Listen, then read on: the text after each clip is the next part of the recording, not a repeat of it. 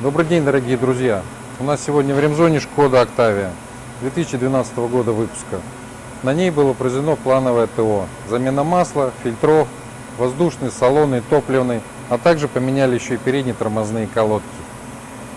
Время, потраченное на ремонт автомобиля, составило около 2,5 часов.